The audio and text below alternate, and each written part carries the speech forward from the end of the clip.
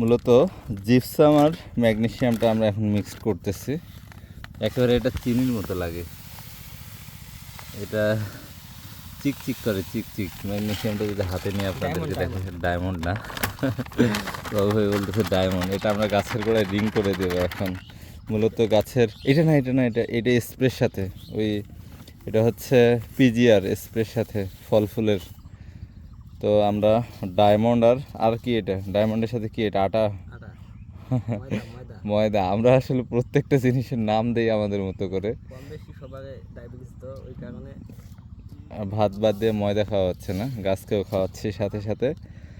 তো এগুলো যেভাবে আমরা দিব গাছের গোড়ায়, সেটাই এখন আপনাদেরকে দেখাবো। এই দুটা মিক্স করে নিচ্ছি। এক কোণ থেকে শুরু করে বাবু, এইটা কিন্তু পুরা বাগান কাভার করা লাগবে, মানে 400 গাছ, প্রায় 400 গাছের জন্য আমরা খাবার রেডি করছি। এই বড়ই গাছটা সুন্দর হয়েছে।